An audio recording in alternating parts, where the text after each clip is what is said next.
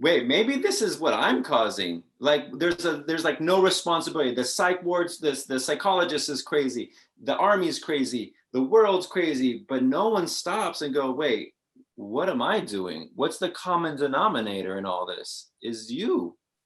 And that's when the mirror starts to turn. And at that point, there's something you can do. But until then, it's everyone wants to blame everybody else. Yeah. Hey, there's a chick on my app. Right, I'm just saying women aren't meant to fight. You have tiny, hollow bones. Don't you think you're doing a lot of genderizing? What? Don't be a pussy. Join Cobra Kai. That was a natural cobra. I'm very excited to have you here with Shane Coyle. And I mean, I'm not sure that everybody knows exactly what you do. So I'd love to give you an opportunity to explain it because you'll do it better than I will. Okay, perfect. Thanks, Toni.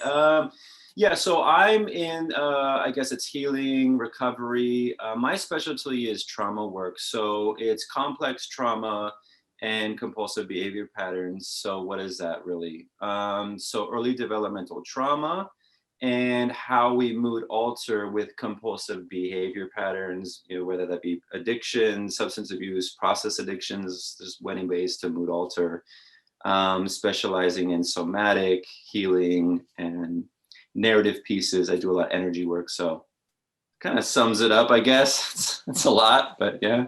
No, it is a lot, but it's really interesting. And what I found really, really interesting was the piece you wrote about the Karate Kid and transformation and what those things have to do with each other.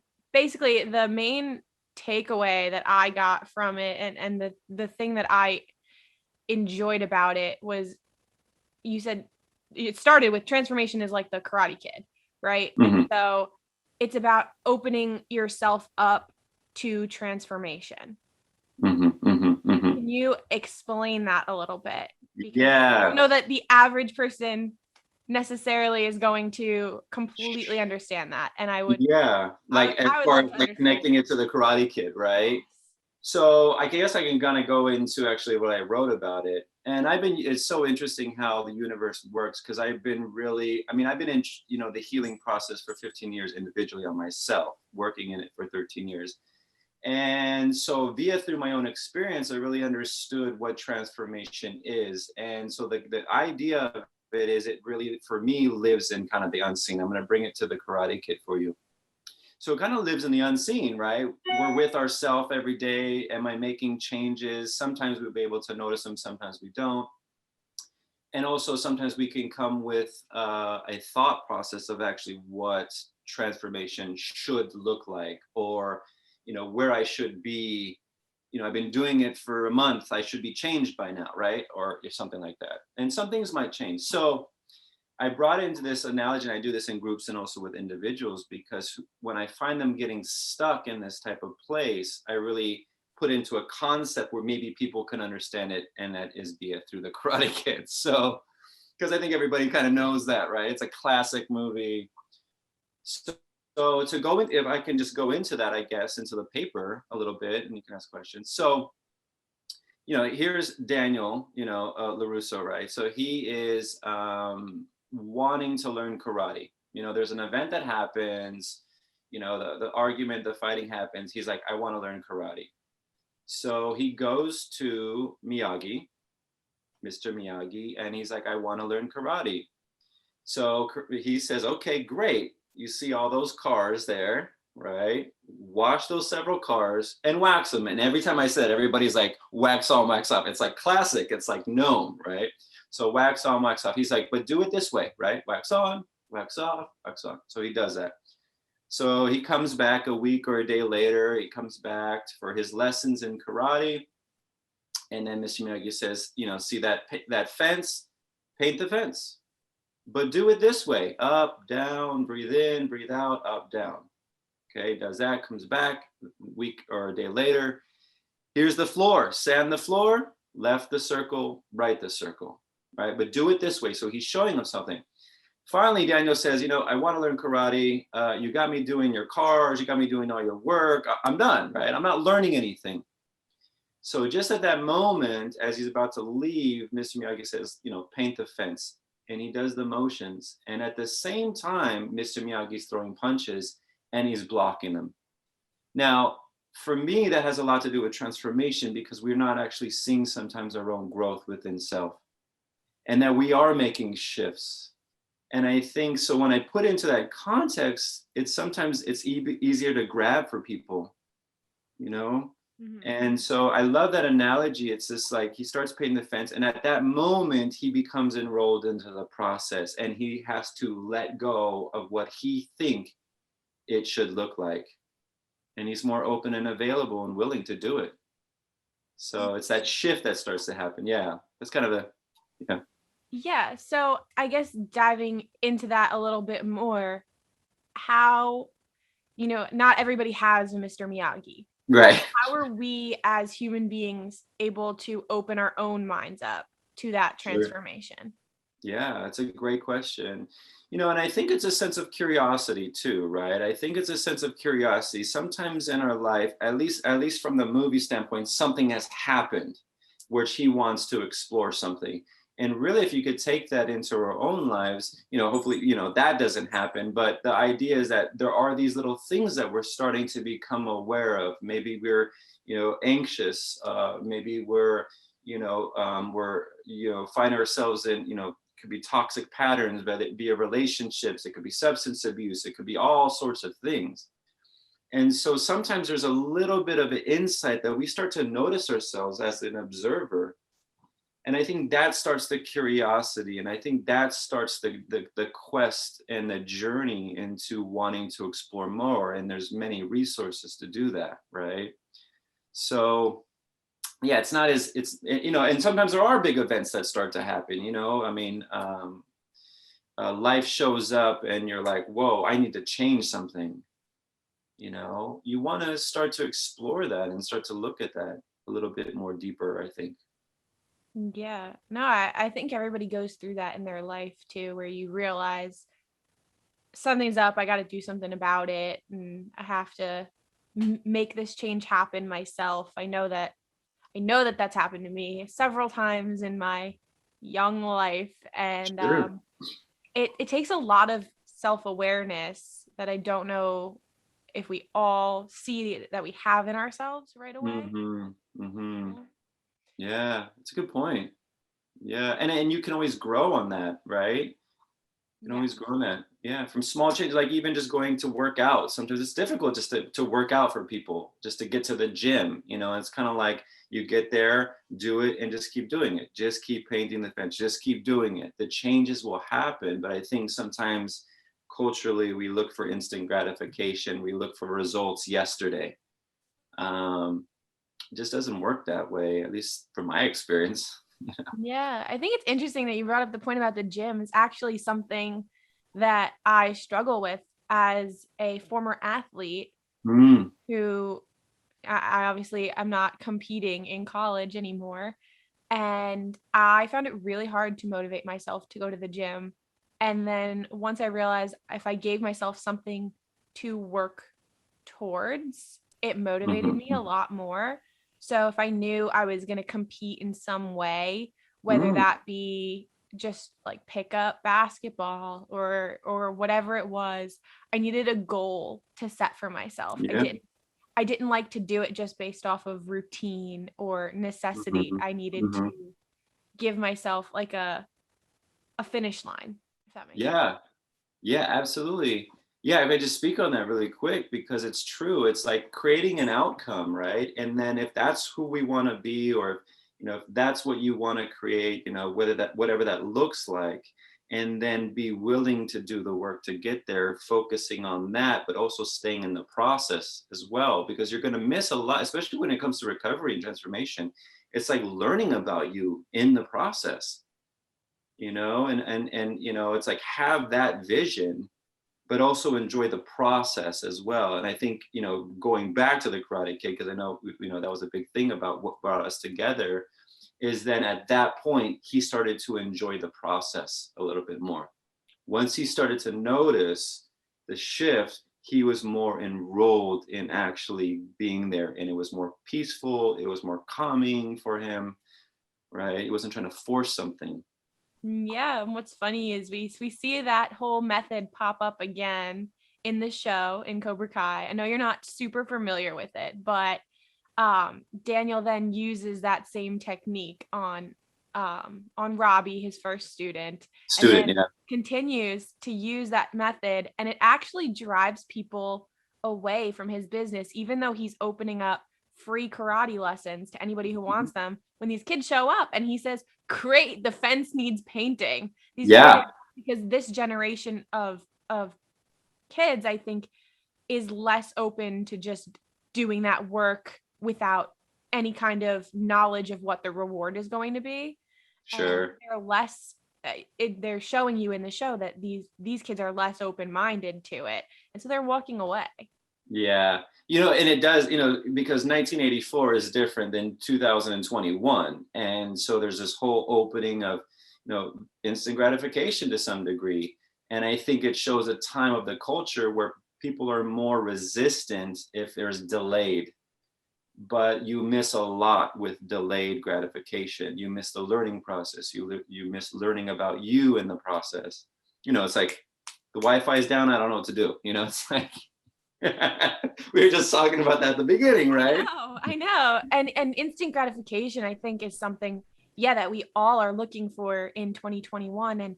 And when the pandemic hit, I think a lot of people lost their minds because there was no instant gratification. It was a very slow process, and people were forced to have, to sit with their own thoughts. Absolutely. And to do a lot of, hopefully, personal transformation. It was difficult. I know in my industry, in the world that I work, I had an influx of people looking for help because they had to sit still. They didn't know what to do, and so yeah, absolutely. Do you think, and this is totally a random question, but do you think the experience changes at all when you're doing work with a patient or a client, or I don't know exactly what term you use, but when you're doing that work over Zoom versus face to face? Oh yeah, that's a good point. I think so, and it's something that's so very interesting too. It's a very good question, Toni, because I notice that because I've been doing the work, and I think some people can catch it, but really, guess what? There's something in between us, right? There's a screen between us. And I think that we as humans love, I love in-person stuff. That is my social network, right? That's my social network. And I think sometimes, especially people, if they're coming from a disconnection of, people in their life, and that could be family or, people, that just magnified it, that there's something in between us again. Now, sometimes we're not able to see that. So we have to kind of bring that point in, and then we can start diving deeper. But absolutely, for sure. Yeah, it's funny. I mean, I feel like I've been in and out of different kinds of therapy for a lot of my life since I was 11 or 12. And so I found, and it was all because not at first, but from high school on, it was more because I wanted to do it. And I found that while I was home and in isolation and had to do those meetings over Zoom, I felt uncomfortable with that. And so I switched to doing my own self-reflection, and I wasn't speaking to someone at the time, but I had spoken to people long enough to start doing my own work and not necessarily need a meeting all the time. I was doing them because they were beneficial, but if they're not benefiting me because I'm uncomfortable doing them over Zoom, it was a change that I decided to make for myself. But I definitely feel like I've lost that feeling of connection by doing things over Zoom. Sure. Yeah, absolutely. And the work that I do too, because I do a lot of somatic work and I do a lot of energy work. So it's hard when we're distant, and sometimes I just see their head and I'm like, I can't actually see, because there's the somatic narrative and there's the verbal narrative. And sometimes there's an incongruency there. So I also want to be aware of that, because that's where we can start to bring attention to, and that's where the healing starts to come. But I love what you're saying too, self-healing. So sometimes, therapy can be expensive, right? This work can be expensive for some people. But again, there's many resources out there. There's stuff like this. There's, books you can read. You can already start a dialogue. That's my biggest thing, is start a dialogue. Start to see if this resonates with you, if you feel something with what you're reading or hearing or watching, you know? Yeah. I mean, it brings me kind of heading towards our next point. I want to ask about the difference between the mental transformation that we've been talking about, and what that means versus a physical transformation, because we do see a physical transformation in the show with Hawk's character. Okay. He starts off as this nerdy kid, and when he goes to do karate with Johnny at Cobra Kai, Johnny tells him to flip the script if he doesn't want to be made fun of anymore. And so he comes back, he gets a mohawk, he gets a back tattoo. And from that physical transformation, you see a huge mental transformation as well. His personality takes a complete 180. He becomes confident, and he ends up becoming the bully at some point because he confidence. And underneath the surface, the entire time, you get little moments of seeing the kid he used to be and what he is portraying now. So I want to dive into the difference between mental and physical, and compare, contrast how they tie into each other. Yeah, sure, absolutely. I think what was going on there, you know, and again, this is where it could go in many different directions, but I'll try to kind of bring it in the way that I see that based off the character from Cobra Kai and what you're telling me. So I think when he's talking about flip the script, right? So he changed all the physical and he started doing a different action around that, right? And I think sometimes in the recovery or transformation, we talk about, you know, because sometimes the mental thing is so locked in a different narrative piece or a different story or a script. I like that word, script. So it's reliving and it's stuck on this script, maybe where the lack of confidence, there's a lot of, I'm using your example, maybe he's, you know, there's a dialogue against self and he's beating himself up, so he doesn't have any confidence, so he wants to play really small, you know, or whatever in the character, right? Or nerdy or whatever, I don't know what the character. So, you know, flipping the script, so he does something different in a behavior. From that, it looks like it changed his mental ability to see what he's capable of.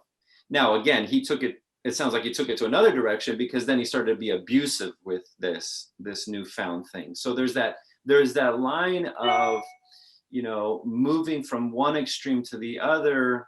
This is a big topic because I could break it down into egoic senses and egoic identities, but for the sake of this conversation, it looks like he went from one way, which was, you know, I'm dim, I'm lower, I don't belong, to excelling and now, you know, overpowering other people with his bullying things. And you could use that as a way of receiving confidence. It's fake because you're using it at the cost. You're shaming other people, you're picking on other people, you're abusing other people, whatever that looks like, so you can feel good about yourself. So it's not really a sense of authenticity. It's more of looking at it and just shifting it from inferior to superior. Yeah. Does that make sense a little bit? Yeah. Is there, I'm trying to process, but also keep the. I know it's a lot of language. So yeah, please. Exactly. Yeah. I feel like Michael Scott. Can you tell this to me like I'm 5, please? Yeah. From The Office. But I guess I would want to know, do you think that it is, I mean, because obviously he takes it too far, but is there a way, do you find that people are able to transform their physical appearance and follow it up with mental, or do you see it more going the other way where people have a mental breakthrough and a mental transformation and their physical shifts with that? Yeah, that I go that way. So I go with the internal journey first. I go with the internal, and you're aligning your mental, you're aligning your emotional, you're aligning these two areas, the internal job, and then the external follows. And I think that's a good point, Toni. It's great because it looks like he transformed the physical, and the internal was still operating on a less than or a scarcity. So what he did was he started to abuse the other people and bully them, right? Because he was still feeling rotten inside. And that's why I was saying it's like the flip sides of the ego. It's still feeling inferior, but he's using these bullying mechanisms to feel better about himself, but it's fake, right? It's not authentic. He's just abusing people. So I like that way. The internal journey first, the physicals will always come later. Yeah. And this is great because Hawk is a lot of people's favorite character, whether or not if you're like me and like him for his character arc and you appreciate that, or a lot of girls just, think he's a good looking dude. Sure, there's that too. But I definitely wanted to have that conversation because I did want to break down that character's thoughts a little bit, because I think he's a very complex character that a lot of people have trouble understanding. And personally, I understand him very well. I did that. And I he's my favorite character because I went through that, not on that extreme of a level, but I started, I was bullied when I was a kid because I wasn't very girly. I was very tomboy-like. And I wore basketball shorts every day to school in like the 5th and 6th grade. And the girls didn't really understand that. And so they definitely were not the nicest, especially when we got a little like into middle school and stuff, and people started to have romantic feelings for these boys that I was hanging out with. And so anyway, it gets really cliquey, right? Yeah, long story short, I was getting bullied and I was in karate, and I used that as a way to put on this like super tough, like I'm gonna beat the shit out of you kind of exterior that I didn't believe in the slightest. And then as I continued to put on that facade, I feel like mentally I started catching up to that. And then there was a period of time where I felt like, I don't know if I would go as far as a bully, but I was definitely a bitch all the time. Like I had full on transformed my whole personality. And it took a while to, and this time I went mental first, and it took a while to reconnect myself and realign my thoughts and my feelings and come off the ledge a little bit from where I was heading. And so I wanted to ask those questions because I do feel like I understand his character, and I wanted to get your thoughts on. Yeah. I mean, it's a way of protecting yourself. Huh? Yeah, it is a way of protecting yourself. It's a way of protecting yourself. Yeah. I don't want to be picked on. I don't want to feel made less than. I don't want people to bully me. So I'll put on this thing, and what it actually does is it protects you, right? Because then nobody will get close to you because you'll, kick their ass, and so you start to build that, and at the cost of it keeps you safe. But I think there's like this, once you start to become aware of that, it's like, but I don't want to live like that either, right? Like, once bullied becomes the bullier. I was bullied too, and and I could have, and I could turn into bully type tendencies later as a way of protecting myself. Have you ever heard of and I only know the term, and I'm gonna be so honest, I only know the term from How I Met Your Mother. Me just being a sitcom queen, but they brought up something in one of the episodes that I want to ask you about, and it's called the chain of screaming, or the circle of screaming, or where someone screams at their inferior, and then that person goes and screams at the next person and the next person, and somehow you either get down the line or you go in a circle, and the person who started the chain of screaming ends up being the one getting screamed at. And so there's always a reason for that built up anger, and you're always taking it out on what you would feel like are your inferiors. Yeah, that's right. Because what you not aware of, you start to project on other people. So, this idea it's very similar to what you're saying, is like hurt people, right? So, and if I could back up, so the one that is feeling inferior can feel disempowering, right? No one likes to sit in feeling less than. It's a very uncomfortable place because we want to feel one that we belong. I belong here. I'm allowed to be here, and I get validation, right? So if I'm being bullied, there's a sense of disempowered, like, oh my God, I don't belong. Especially like in high school, man, I get it. It's like we think, and it's such a, it's such a pinnacle time in our life as far as development, because we're trying to, especially middle school, we're trying to figure out who we are, how do we fit into society, how do we fit into, these groups of friends that can be very cliquey. I wasn't the athletic me. I wasn't the athletic person. I wasn't very cool growing up. I wasn't the rock star or the kid. I was like, I didn't know where I belonged. So absolutely, as far as the circle of screaming goes, it's, there's a sense of inferior. So what we do is we project all of that onto another person. So right, we yell at them, and then they yell at the next one. And it's a way to find relief in our own self. Instead of looking at ourselves, we can throw that with other people, on other people.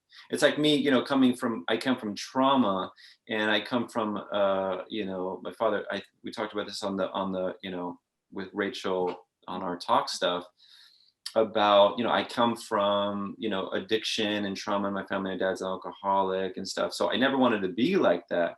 But then I found myself in later life become addicted to drugs as well. So I actually became my father.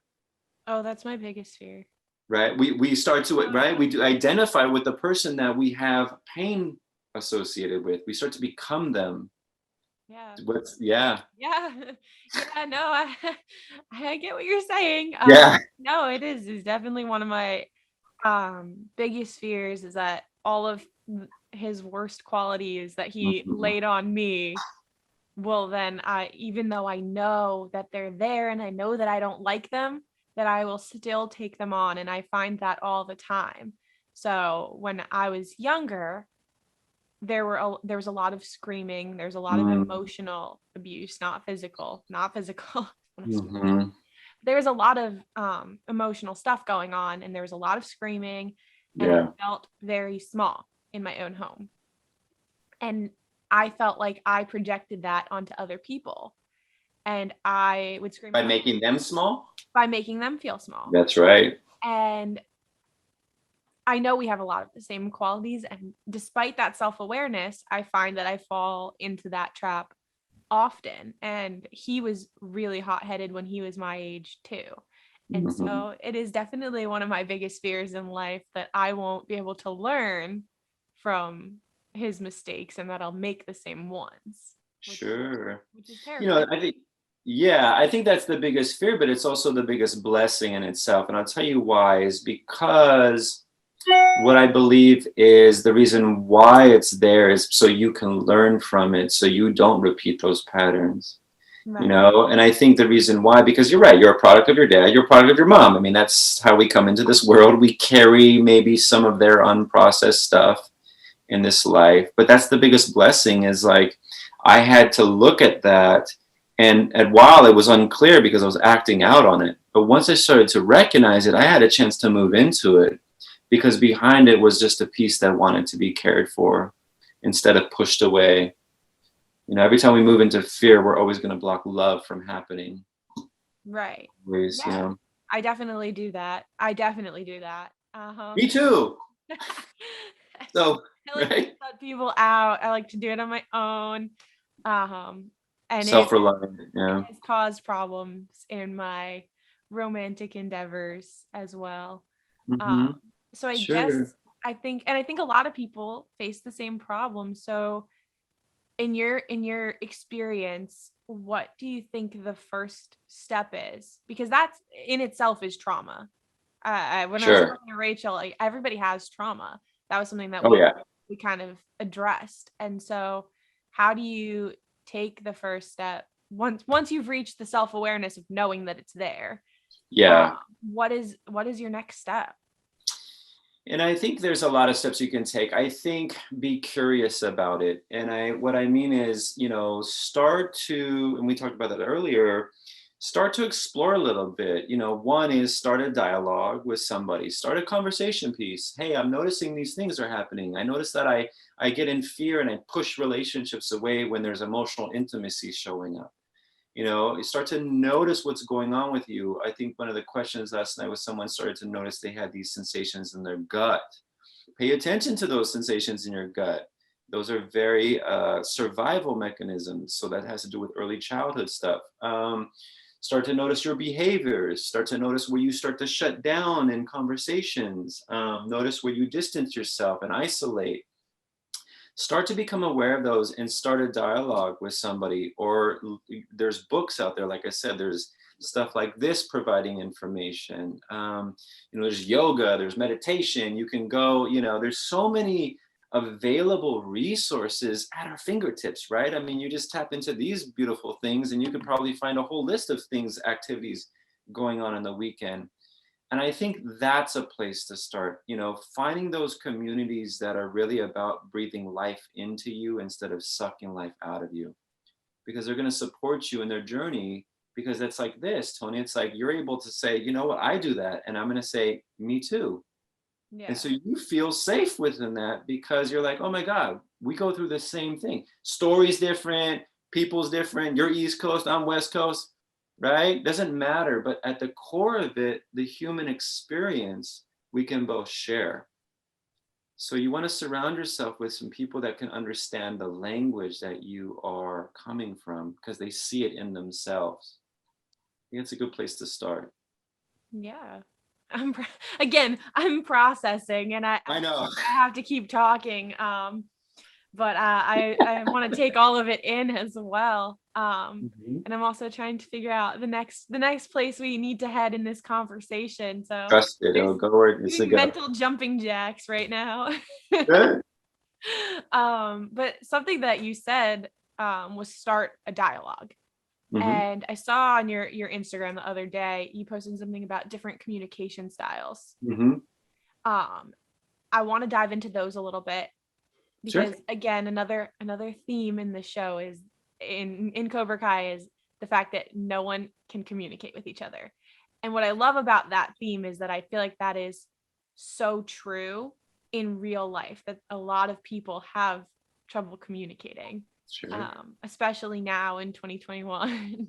I find a lot of kids my age also have more communication struggles than the generation before us. So I want to give you time to kind of explain what different communication styles are. Is there a right one? Is there a wrong one? I tend to look. So let's get into that. And I know the post you're talking about, so I'll come back to that. I tend to stay away from if it's right or wrong, because I think that even if it's quote unquote wrong, hopefully there's enough insight that you can make it right, or quote unquote right. So I tend to, move away from those or labels. But to get back to your question was about communication styles, and I actually think you're referring to passive, aggressive, and assertive. Yeah. Those type of communication. Okay, great. So, communication is a difficult thing because there's a lot of things that are, open up with communication, especially when we have to be vulnerable within communication, because with vulnerability it brings an emotion. And so whatever the story is attached to, this is a lot, Toni, whatever is attached with, I don't have like simple answers, right? Whatever is attached to, vulnerability via story. So for me, it was, and I always use myself for example, because I think it can be, tangible for some people, maybe not the same story, but you can understand it. I'm most vulnerable. I'm a child. So I'm coming to my mom looking for support, to meet a need to feel validated, a need to feel belonging, to feel loved, comforted, whatever that need was. So if I moved in and I was either shamed or abandoned or beat in my experience, then I move away. And I learned over time that I'm not allowed to be vulnerable. So when it comes to communication, I think it's a struggle for people because there's some type of narrative attached to the sense of vulnerability. So what they can tend to do is they can act passive. So I can pretend nothing's wrong with us, nothing's wrong. And I'll pretend we're good. And then what happens with it? I'm giving you attitude all day, right?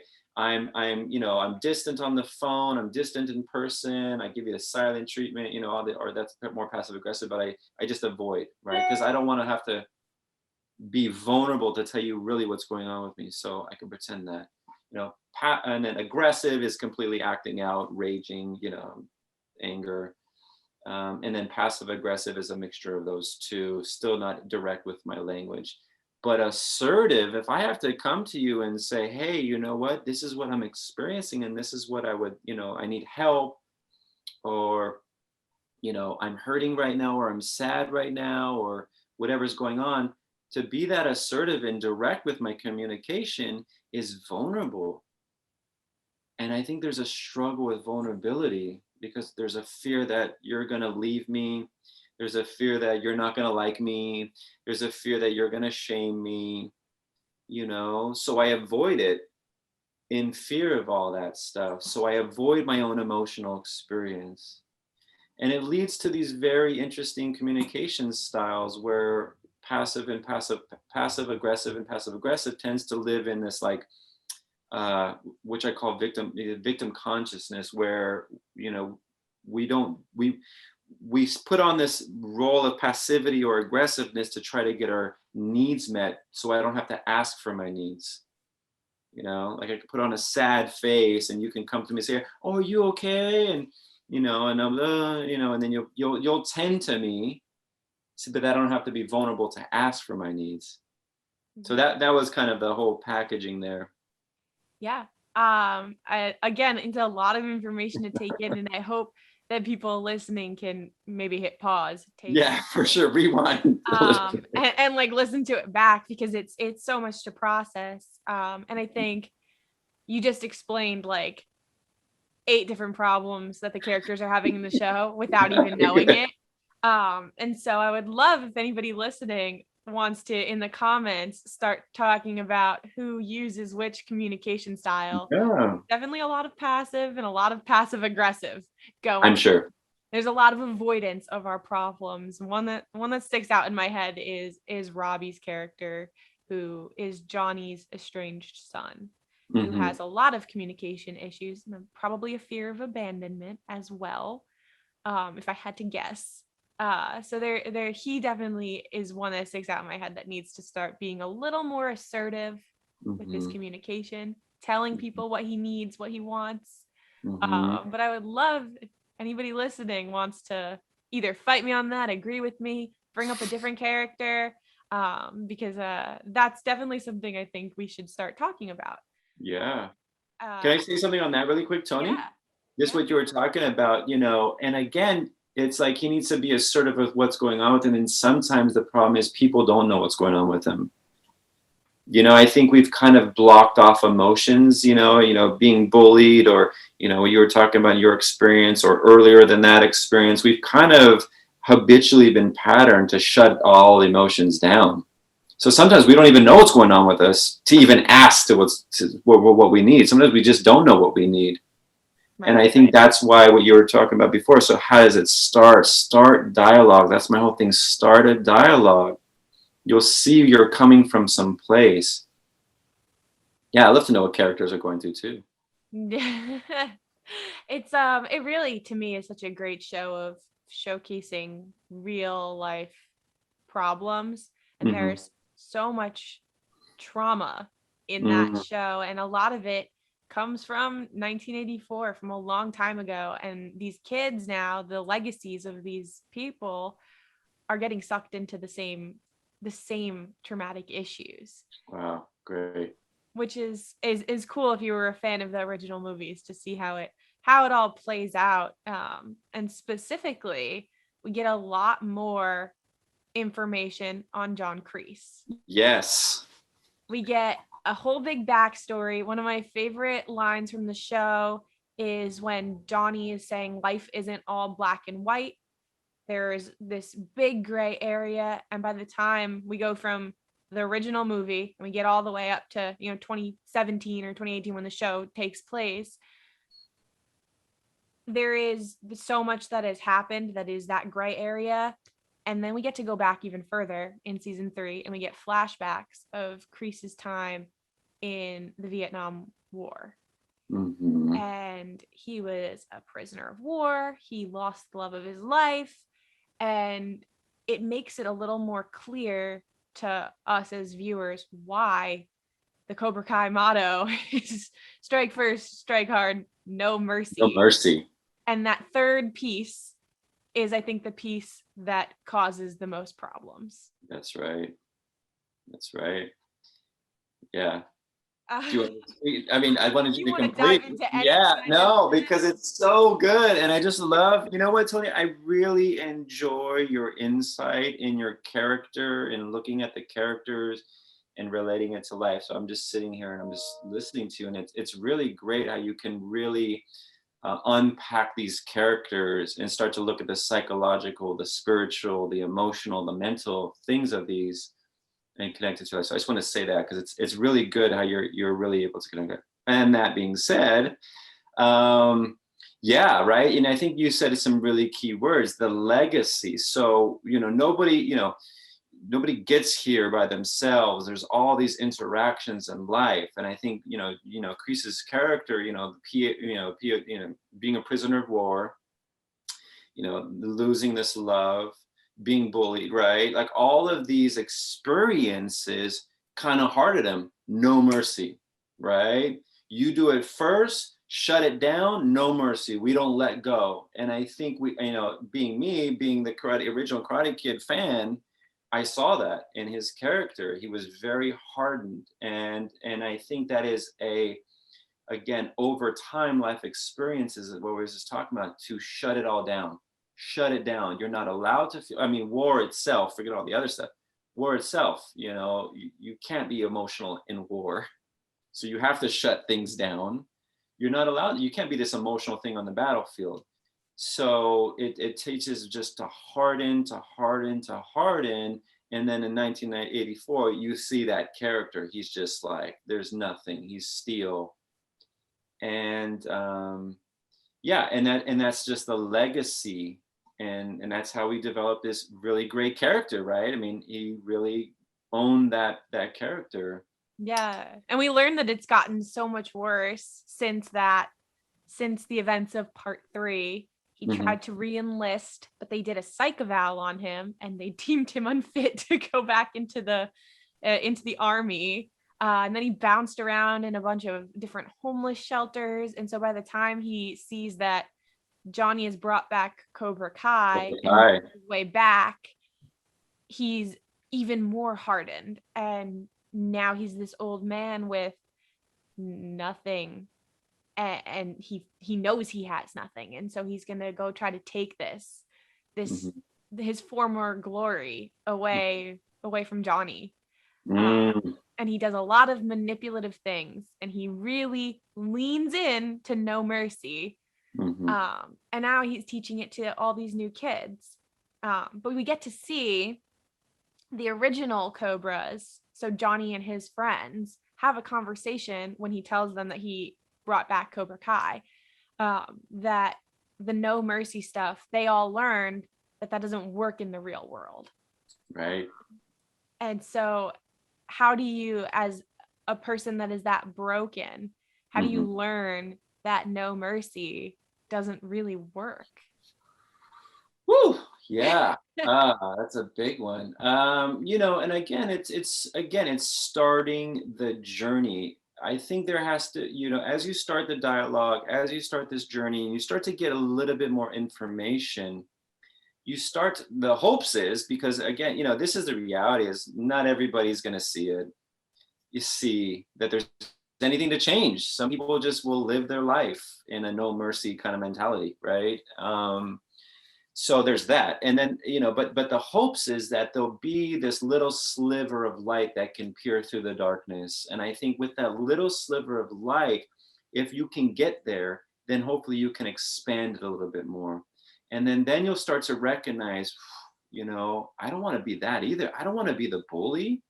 I don't want to live with that, because that doesn't feel good either, right? It didn't feel good to be bullied, and it definitely doesn't feel to be the one bullying either, because then you see that action happening. And I think there's this little voice, or this internal voice, your spirit's like, no, let's not do that either. Like, I don't want to live like that. I don't want to hurt people. Yeah. And I guess the hopes is that as you start the dialogue, you start reading, you start finding these resources, talking, watching, all this stuff that's available. Again, you can start to get that little sliver of light that peers through the darkness. And then the more light that comes in, the more clearer you can see. Yeah, it's what makes Kreese such an interesting character to me, and the fact that he's so hateable makes him so good. Oh, he's the great villain. I mean, he's the No great matter bully. how many times you would think life would teach him that lesson, especially finding out like he got denied from being back in the army because he wasn't mentally stable enough to, and he just didn't believe them. He was like, Yeah. this is crazy. That's not real. All your psych mumbo jumbo, that's not real. Right. And then he finds himself in homeless shelters and he finds himself struggling and alone. And yet nowhere in there does he think, maybe I had something to do with this. There you go. Yeah. Beautiful, Toni. That's right. Wait, maybe this is what I'm causing. Like there's like no responsibility. The psych wards, the psychologist is crazy. The army's crazy. The world's crazy. But no one stops and go, wait, what am I doing? What's the common denominator in all this? Is you. And that's when the mirror starts to turn. And at that point, there's something you can do. But until then, it's everyone wants to blame everybody else. Yeah. Great point. I'm hoping he gets there. I'm hoping something happens and he finally clicks for him, because I love a good redemption story, because I love a good story. And he's a fictional character, so give me the story. But also just because as a human being, I want to give other human beings a second chance. And after everything that he's done, if he can, because I know he's not self-aware. I know that. And so if he can figure that out and if he can become self-aware, I'd, as a viewer, be open to giving him another chance. But again, he's fictional and he's a stretched out version of what a lot of people go through, and he's a very over-exaggerated version. That's right. Of what people go through. That's right. And I definitely have in my life not given people second chances when I should have. So. And it's going to be exactly. It's going to be very interesting to see what the development of it is, right? So he's colliding, right? He's colliding. There's a collision happening, it sounds like, with his character. I like to see where they take it. I mean, is there going to be an awakening, or is there going to be this no mercy till the end? And then you have to deal with whatever life brings you when you're so hardened and shut down to the life experience, Yeah. Now, this might be completely lost on you, but to anybody listening, I have a theory. And we've seen now him have a little bit of a soft spot for Tori, who is going through a similar experience to him, where her mom is very sick and she has to be her mom's primary caretaker. And I think in the next season, we are going to see her mom pass away. And the fallout of that emotional trauma for her is going to either make Kreese see that he needs to change and he needs to support her and help her not make the same mistakes he did, or make him very solidified in everything that he did. And I think it's going to go one way or the other. That's my theory, is that he's going to see someone just like him go through what he went through and really harden in that no mercy motto, and he'll see it one of two ways. Because I think you have to see that's it outside good insight. yourself. If you see it outside yourself and happen to someone who you feel connected to and you feel similar to you, you might be able to look at it differently. That is great insight, Toni. That is exactly right. Somebody you have a connection to, and you see them hurting in it, and you have this openness to relate to their experience, and that could send that little light through that darkness. That's good insight. And like what you were saying, why we attach to these characters is because we see us, right? It's like that's what there's a psychology to all this stuff. It's not like far off that we're like, I don't understand what he's going through. It's because I understand what he's going through, or I do that, or there's a related, and we have to be connected to these characters to understand their roles. Yeah. I don't know. I feel like I should have been a psychologist in another life. I think so, man. Tony, I think you are. I think you probably were a sage or some kind of oracle in their past life, because you got deep insight into human behavior and how it's being portrayed. I mean, you got really great insight. I'm not just saying that. You're taking these roles in this show and you're breaking it down. It's so good the way you're directing this right now. Thank you. I mean, I always was into reading. I was always into stories. And I think because I was pushing people away, I observed a lot. And then reading it in books and in English class, being forced to dissect characters and do character analyses. Yes. It made me start doing that on people. And I'm not going to lie, it definitely has gotten me into some hot water with people, because I feel like I see things before other people.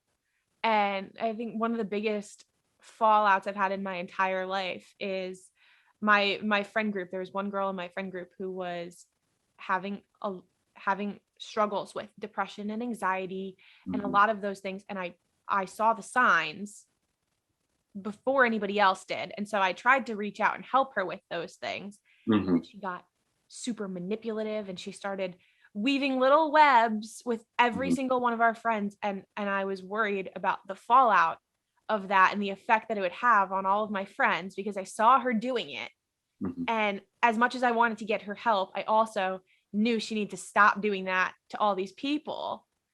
And so when I was vocal about it and when I said something, all of the friends that she was weaving all the webs with were pissed at me for saying something and for seeing what they didn't see. And then after a few months, I got messages from each of those people saying, I see what you were saying. This, and this happened and it clicked for me. Yeah. And I don't talk to this person anymore because they were manipulative or because they hurt me in this way. And as much as it was very validating to feel right, I also learned a very hard lesson of a lot of times you have to let people connect the dots themselves, because if you try to force it on them, if you try to tell them what's happening when they're not willing to accept it yet, it can just, everything can just shatter very quickly. It can. Yeah, you're absolutely right. It's people are on their own journey. I mean, I come across people in a group dynamic. One thing as I know is I'm not going to get into all of them. People are just, when there's an openness, there's an openness. When it's, the hardest thing to open is a closed mind. And I'm not responsible for that. All I do is I deliver this message, or I talk, and that's that. And if you're interested in, but really what's happening, and I think what you're talking about is too, so you're providing this information for them of what your experiences with this person, right? And so you planted a seed. Now, months later, they didn't see you, because one part of manipulation is it can blind people to really what's going on. That's the manipulative strategy. So they're like, oh no, you're crazy, Toni, and then they leave you. And then months later, because you planted a seed, what they did is they created the environment for it to grow, and then they saw it. And that's all we're doing. I'm in the seed planting business. That's all I'm doing. I'm in the seed planting business. It's like if you ride a bike, you can't unlearn to ride a bike. It's just, how to ride. I don't care if you haven't ridden a bike in 20 years, you still know how to ride a bike. No. Yeah. Yeah. So. As a temperamental, hot-headed person, and again, I get to tie it into the show because there are definitely a lot of hot-heads. Please, yes, do it. And I think tying into the show is what keeps people hopefully listening to this conversation, because a lot of times it does take thinking about something fictional or thinking about something that you are interested in order to absorb information that you wouldn't necessarily seek out on your own, which is why I think it's great we're having this conversation. But when you feel yourself getting hot-headed and when the rage fit is coming, how can you slow down your emotional response? What are some things that you can do to take a step back? Because I know I've said things when I'm angry that I absolutely know I don't mean, or that I know are false. Right. And I just say them because I think it'll help my case. Mm-hmm. And I want to be able to step back from it and see things a little more clearly. Mm-hmm. Yeah. Some helpful tools, just to be honest, look, I've been doing this work for a long time too. I'm not always going to be able to step back. There's sometimes we just reactive as human beings, and it's just sometimes it's going to be like that. We could talk about that another time about how to come back and repair that. But to get back to your question, I think paying attention. So as you start to notice, there could be temperature changes. You're starting to feel hot. Your heart is racing. You got sweaty palms. Start to notice the somatic stuff of what's going on. And what that's called is called 5 sense perception. So you can start to really ground yourself. One is by starting to pay attention to, again, you might not be breathing. Your breath is such a great guide to tell you what's going on. If you're not having these nice deep breaths or just regular breathing, and you're holding your breath, that's an indication. Okay, so at that moment, what happens if I just focus on just getting my breathing back? What happens if I take 3 deep cleansing breaths? Really open up your lungs and exhaling. So there's one thing. You can ground yourself using textiles. So say this couch, you can feel the fabric. What does that feel like? Oh, it's a little rough. What color is it? It's gray. Do I see gray somewhere else? Oh, there's gray on the carpet. So what you're doing is you're giving your mind time to focus on something else than all the anger, the rage, and you're wrong and all this stuff. You can take long walks. I mean, there's a lot of great mechanisms to prevent you from going into the reacting. Instead, you become acting. You start to act instead of react. And, and then again, what happens is it's a practice. It's not like, one time it worked and then, it's a continuation of learning how to pause. And so you can get more insight about, oh, here it is. I'm getting a little upset. And you can back away from the conversation. You're going to ground yourself. I'm feeling a little upset. I'm just going to go ahead and take some time out so I can cool off. And then you can come back, right? Then we can have this conversation about whatever that conversation was. But you want to have as much insight in our own self, because the reality is if I don't have information about me, then I'm not effectively functioning in life because I'm missing information about me. So I don't know those signals. So then I go from 0 to 10 like that, and it's like, well, now maybe it's a 0 to 5 or, 0 to 2 on a good day. I can pull an intervention faster because I've been practicing it more and more and more. It's like sport. You said sports, right? Yeah. You played sports. I believe you had to practice, yes? A little bit. Okay, right. You had to show up. You had to maybe do was it basketball? Yeah, I played a little bit of everything. Everything. Okay, so whatever that was, you had to do the same pattern. Okay, hey, dribble the ball, shoot from here. Dribble the ball, shoot from here. And you had to do that for months. And then it just becomes automatic. Then you're just doing it naturally. It's the same concept. We have to keep doing it over and over again. So you're just doing it automatically. Yeah, to actually tie a lot of our different points from today together. I helped my dad coach a basketball team. So after practice, we stayed back because I was having a really off shooting day, and I don't know why. I couldn't find a consistent stroke. I just couldn't do it. And my whole life, anytime I'm having issues with basketball, and I was in practice and I stayed after, and I did it over and over and over again, I would drive myself insane if I couldn't get it. And I would get so mad because I was looking for instant gratification to tie it back into our earlier point. I love it. Bring it back. And I would always get so mad. And then I would fight with my dad, and then we'd scream at each other, and then nothing would work. And we would go home and we would get angry at something else, and it would spiral. And the other day, I was sitting there and I couldn't get the ball in the basket to save my life. If the world depended on it, we were all going to die because it wasn't going in. And I knew what was wrong. I knew I couldn't find a consistent stroke. I knew I had emotional trigger things happen to me earlier that day, and I was mentally off balance. And totally. And so as I couldn't find this consistency in shooting and I was getting mad, I said, listen, Dad, I know what I need to do because I know I need to do it over and over again. I know I need to take 100 shots till I find a consistent stroke. But right now, all that's going to do is make me mad because it's not going to give me what I'm looking for. And I was like, I need to go home. I need to do it tomorrow. Great. Take 100 shots tomorrow instead of today when I have a different different mentality. And I left. And I think that was the most beneficial thing I could have done for myself because I wasn't going to get instant gratification and I was going to lose my temper and I was going to fall into the same pattern that I always do. And so it's actually a really good moment of like self-awareness. Yeah, sure. Absolutely. I don't know what it was just a moment for me where I was like, oh. And that's the moment. Yeah, that's right. Good job, you. And really embody that experience. Like give yourself, speaking of sports, give yourself a trophy at that moment where you're just like, wow, I did good. I saw myself and I did something different. Mm-hmm. Because you're right, we try to force outcomes.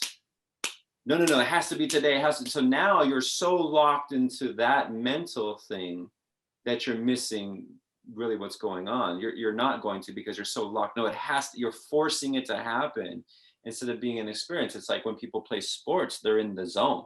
I don't think anybody out there running to try to catch this football, on the field is thinking of other things, but just being in the moment. They're in that moment. They're alive in that moment. They're not thinking of, forcing something. They're there and they're ready and available. So they're in the zone, So good kudos for you. Give yourself a trophy. Maybe I'll go get like Chick-fil-A or something. There, treat yourself. I'm serious. I'm serious. What's that? Yeah. Just give myself a treat. But just award yourself because I think so easily we bypass and we don't see when we're making shifts. And the little shifts, that was a shift. There was a shift in perspective. You saw differently, and then you went into solution. Maybe this is not right now. I need to be doing this. Yeah. That you want to see. You want to see yourself making those changes back to the beginning when, Daniel's son started to notice himself making those changes. He was more easygoing with it. Mm-hmm. Yeah. I'm going to shift the tone a little bit. Unfortunately, I know it was fun to laugh. But something that the show addresses in its most recent season is PTSD. Mm-hmm. And Sam, Daniel's daughter, after the events of the season 2 finale, the school fight where she sees the guy she likes fall to his near death, and the backlash of all of the things that happened because of that, and her fight with Tori, which is her main rival, she starts to experience PTSD. Mm-hmm. And I think a lot of viewers don't understand the difference between PTSD or seeing what she was going through as like an anxiety attack. Mm-hmm. So what are the key differences between those two things? The key differences, well, I think they're actually all in one because at the root of PTSD is fear. And so here she's seeing her boyfriend almost fall. Was the boyfriend, right? She says the boyfriend's almost falling to his death, right? Mm-hmm. That's fear. Yeah. And so the body goes into this fear response. At the source of anxiety is also fear. Okay. So it's almost like she could be unconsciously replaying it, creating anxiety about it, or fearing the future that, oh my God, can this happen again? Is he going to die? Can he die? Or whatever those existential things are looking like. So I think they're one and the same because they're both based out of a fear response. And anxiety is a symptom of PTSD. So anxiety, depression, insomnia, all those types of things. So it sounds like from the character, she's having these emotional flashbacks based off of seeing her boyfriend almost die. Yeah. So, all those emotional feelings, that it doesn't sound like, and actually visually seeing it too, right? Which is, Yeah. hearing about it is something, but actually visually seeing this happen, all the cortisol in her body was a fear response that probably took her past the threshold, because at that point, if someone's falling, you really can't do anything at the point. You're not going to run over there and try to catch the person. So And then, anxiety is a symptom of PTSD. yeah, it's a symptom of PTSD for sure.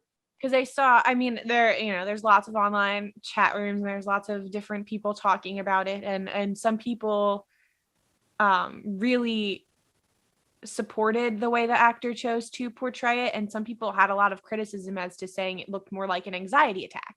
Mhm. Which, this is why I wanted to kind of dive Oh, into I this. see what you're saying. Yeah. She was having an anxiety attack. That is a symptom of her post-traumatic stress. So she's also having those flashbacks to that moment, and they are showing her flashbacks. Mm-hmm. And so I think they're doing a good job of portraying her PTSD and the symptoms she's experiencing that are causing that.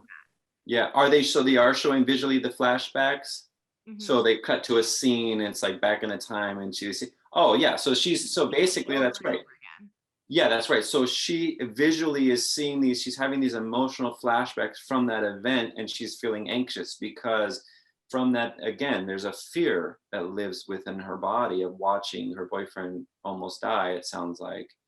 And so that, I think that's a great way of portraying it. They're not different. I think trauma, and then there's these symptoms of trauma. So, it's not this and that. It's like they're the same. Those are just symptoms of a traumatic event. Yeah. I wanted someone else to back me up. Yeah, for sure. I'll side with you on that one. I think she did a great job showing that fear and showing the anxiety that came from that fear. And then they provided the flashbacks. Obviously, the actor herself couldn't show that. Yeah, sure. I think they did a really good job of portraying something like that. It's so hard to portray on screen as well, I think.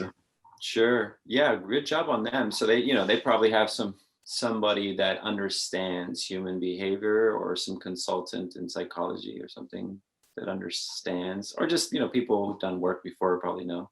Yeah. So to follow up, how do you face that fear? How do you heal in a way from that traumatic experience? Sure. Is there a way to face that fear? I mean, in the show, she straight up fights the girl again. Like she figures out she has to face her fears. But you can't always relive the experience. Right. It's a very dramatized version of facing your fear. Yeah. I mean, it's hard to convey, right, on a screen. So how do you face it, and how do you start? Is that what the question was? I'm sorry. How do you start to face these fears, or these trauma, or these events in your life? Well, it's a very slow process. Let's just be honest. It's a slow process. Again, I'm 15 years working on my own trauma, and it still lives in my body. And I think the important thing is, to understand this is a very slow process. We're not in a race to get anywhere. And I think it's first starting, again, having some type of communication with somebody to start to explore, well, what is that? Right? What was that? And I think sometimes we understand what the trauma could be. Sometimes it's very clear. Sometimes it's just not as clear. So you want to start bringing some information to all these emotions, experiences that you're having. And then it's a slow process of learning how to sit in your own emotional pain, or whatever that is, and learning that at this very moment, you actually have some tools to walk yourself through that. Because I think there's this idea that, this will last forever, and, I'll never get out of this. So what you're doing is you're creating more fear for yourself, So one thing is learning how to move into it. That's why I highly suggest doing this with someone that is trained in that. Because it could be very difficult, as you could really ignite so much emotional response and your body will start to freak out. It's just not, it doesn't know how to handle it. So I think that's important to adapt these tools of how can I move into this pain and feel safe at the same time. So, we talked a little bit about that last night with Rachel and I, where it's bringing the floor up. So we go through the emotional pain. Say I'm sitting with you. We go there. We touch it a little bit in our conversation or session. I bring the floor up, and then we put it away. Mm-hmm. Then next week you come. We start to open that box again. At the same time, you're going through the emotional pain. I bring the floor up, and basically the floor up means that I'm teaching you ways of allowing the process to happen. And what we talked about last night is it allows the process to complete itself out of your body.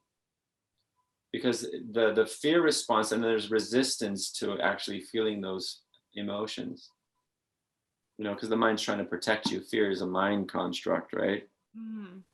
Yeah, this has been just so productive, and I hope that people take away from it. I hope so. I have, and the things that I think the show just does a great job of highlighting. And Sounds like it. It's kind of like an opening sentence, and you kind of have to then go complete the essay yourself. You have to go complete the journey by yourself, and you have to look up and you have to do the research on some of these issues. So they're bringing it to light, but it's on you to do the rest and to figure out how it affects your own life. Mm-hmm. And if you want to just watch a show for entertainment, you can do that too. Yeah, of course. But if you do see those things in yourself, they're not going to teach you necessarily how to handle it, because what they are doing is creating a story and creating the dramatic version of these events. So you're not necessarily going to handle them the same way as these characters, but it is up to you to go out there and find the real research and the real resources in order to better yourself if these are things that you see happening in your own life. So I want to give you an opportunity to tell people where to find you on social media, if you have a website, whatever it might be. And then I know you're doing the WTF is the Human Experience with Rachel Cove, who I spoke to recently. Yeah. That's on Instagram Live. So yeah, plug away. It's shameless self-promo time. Great, thank you. Well, first of all, let me just say thank you, Toni. I really enjoyed this. And again, I just wanted to acknowledge you because I love your insight in looking at taking this show. And I know a lot of the people that watch the show come to listen to you because it is really good that what you're doing is you're breaking it down. So again, kudos to you. What a great mind you have in seeing that. So I want to give you some praise and say thank you for inviting me.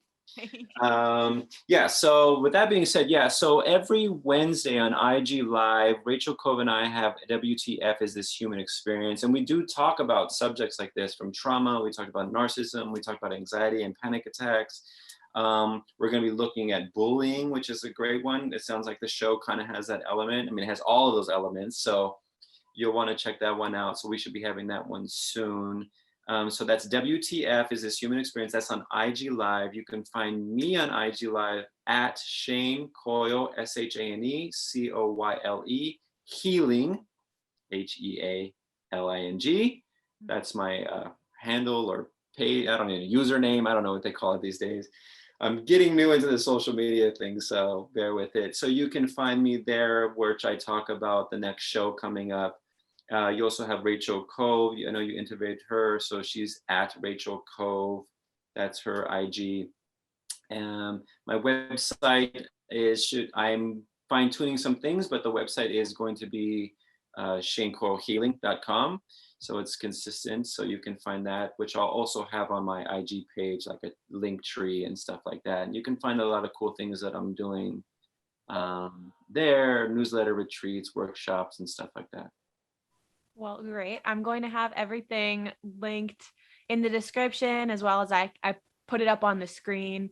If people are too lazy to check the description box, I know I'm definitely one of those people. But the website and everything will be linked below.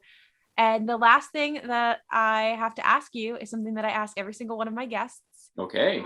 A challenge for you and me. Wow. And I am challenging myself to see positive aspects of the pandemic experience because we're now at a year of living in it. And I know at the beginning, I definitely looked at it very negatively, and I compiled a list of all the horrible things that were going to happen to me because of this experience. Sure. So my question for you is, what is the most positive thing to come out of the pandemic? Oh my God. Yeah. Well, the most positive thing that came out of the pandemic for me, Yes, for you. oh my God, there's been a lot. I really, so this is gonna be a long one, but it really allowed me. I looked at the pandemic, especially 2020, as what's called 2020 vision. So it gave me a lot of clarity on areas in my life that I wanted to change, areas in my life that I was stuck in, and how to move through my fear. It really opened me up last year for sure, because it was a full year of just sitting at home or challenging that. So what I learned is, that I'm really at home and that fear is really this stranger, and that's okay. And I'm allowed to have those fears. Teach me how to grow a little bit more. Teach me how to keep moving in life. Mm-hmm. I mean, there's a lot more, but that's a good take home from here. No, that's a good one. And I love that. I listen, I love that everybody's spending more time with their families. That seems to be the standard answer. So I'm glad that you're able to share something that is a little more personal, Mm-hmm. because again, we all spend time with our families. It was lovely. Yeah. But self-discovery, I think, was also very important during the pandemic. And I started doing something during the pandemic that I'd never done before in my life. So my challenge is to have a different answer every time I talk to someone. Good. Which is, now the more I talk to people, starting to become harder and harder. Yeah, for sure. But it's because I had a list of all the horrible things. I want to have a list of all of the great things and all Absolutely. the positive things. So this allows me to share it with whoever is listening and kind of holds me accountable to this. That's very good. And that's great thing. Move it into a positive. Yeah. Look to the positive. The mind can always go to the negative, but stay in the positive. Yeah. So something that I did was I started to reconnect with nature and the things that I enjoyed doing, like hiking and stuff, which I've already said, but it led me to doing something else that I've never done before, which is I started to look into and try out meditation. I don't know. Great. I don't know if it's for me fully, but I'm trying it, and so I'm trying something new, and it's something that I've never really tried before. I've always been a person who is interested in energy and stuff, but I don't know. I've never been a spiritual person. Mm-hmm. So meditation was something that I'd always been hesitant to try. I think I like it. I'm not sure. I don't know if it's totally for me. Great. But I've been interested, and I'm doing a bit of research on it as well as trying to figure out Like the science how I can make it work for myself. Yeah. And that's always a challenge, and that could be another thing too we talk about later. It's just a challenge for people, and they, where they have to sit quiet with themselves. And then the volume in the mind tends to go really louder now. I never thought that was a problem for me. I sit quietly by myself all the time. But actually sitting down and being like, okay, I'm going to meditate has a different effect in my brain. And so Sure. Even though sitting by yourself and reflecting on your feelings is essentially meditation, when I commit myself to doing something that I think is supposed to be this, healing and spiritual act, I totally lose it, and I can't sit there, and I laugh at myself for doing it. And I haven't figured out why yet. But, and maybe take small bites too. Sometimes it's just 5 minutes at starting point. So if they can do it for 5 minutes, but yeah, it can be challenging for a lot of people. I mean, I've been meditating for years, and it can still be challenging at times. I find it's best when I do it outside, like when I'm in the places that I feel most spiritually connected. I don't know. Sure.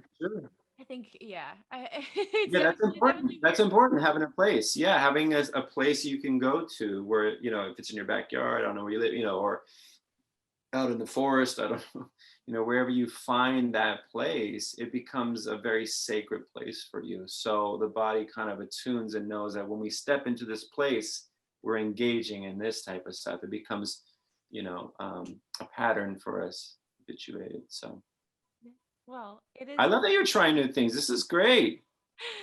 You Don't always have stop to learning about you. you have to let yourself learn what works for you and what doesn't. Like Always. I said, I'm a very hot-headed person. I know that. Been trying to fix that for a long time. I like that I have the fire.